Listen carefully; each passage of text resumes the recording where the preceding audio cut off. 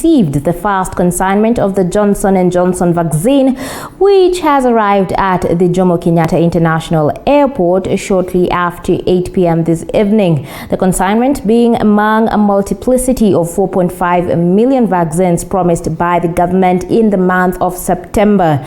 Massimo Ngangi is currently addressing the media at JKIA. Now let's cross over and listen in. To this population group who, and we continue to remind you, are at most at risk of severe disease to come forward and take advantage of the vaccination program and now the increased availability of vaccines that we have. I would like to also urge those who've already received their first dose of AstraZeneca to ensure that they go ahead and get their second dose. We now have enough stocks within the country, and so there should be no hesitancy when it comes to coming to get your second dose of AstraZeneca. Finally, let me remind Kenyans that all vaccines which we are deploying are safe, they are equally effective, and that we should all come forward and get vaccinated with whichever vaccine is available. And it's important we emphasize this. No vaccine is superior compared to another. All the vaccines that we have in the country now, Moderna, AstraZeneca, and Johnson & Johnson, have the ability to prevent you from ending up in an ICU bed. So come forward and receive your vaccine. I would like to take this opportunity to thank all the partners who've made this possible. I'd like to thank Africa CDC, the AVAT team, for making this possible, as well as our partners, WHO, UNICEF, UNECA, Johnson & Johnson, who continue to work with us as we fight the COVID-19 pandemic. I'd also like to extend our appreciation to our healthcare workers who steadily and robustly are running the vaccination program and are continuing to do a good job in that regard. It's important to remember that one of the key weapons we have against the fight of COVID-19 is the vaccine.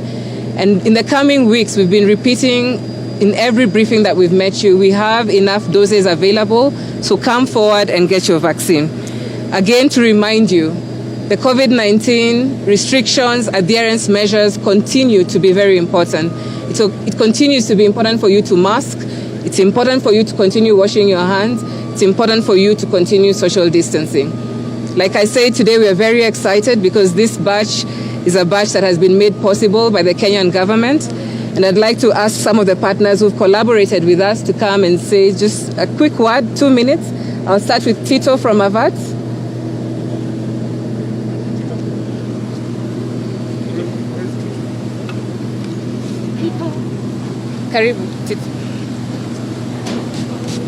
Good evening, everyone. I'm here representing the United Nations Economic Commission for Africa, which is one of the strategic partners in the AVAT initiative.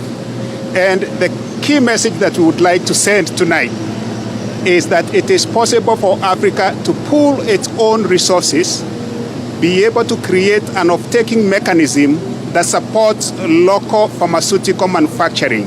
As you have heard from the CAS, Dr. Mwangangi, these vaccines have actually been manufactured in South Africa.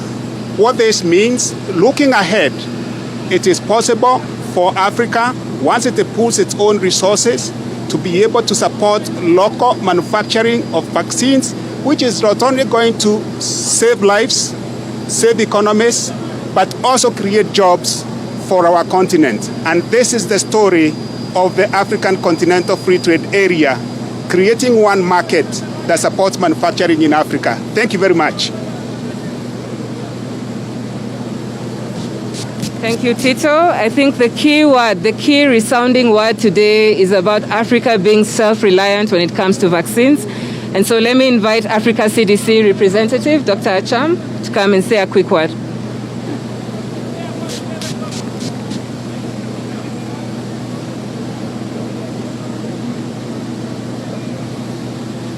Thank you very much, Excellency Massimo Ngangi, CAS, the Republic of Kenya, and distinguished guests from the Ministry of Health, the Republic of Kenya, and distinguished colleagues from the AVAT, the Afrexim Bank, the UNICA, and all other partners who are here, and the people of Kenya.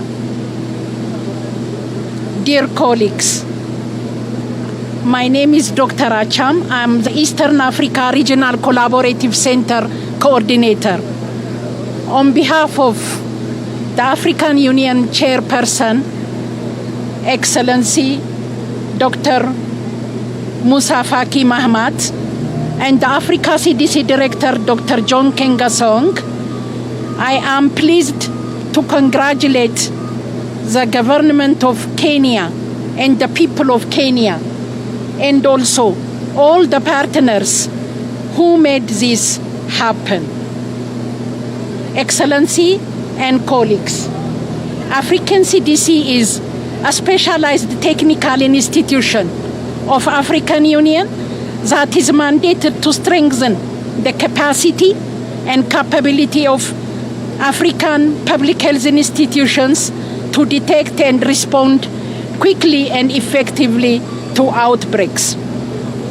So during this pandemic, African CDC has worked along member states together hand in hand in various different pillars. Dear sirs and colleagues, one of an important tool to prevent the spread of the disease is COVID-19 vaccination.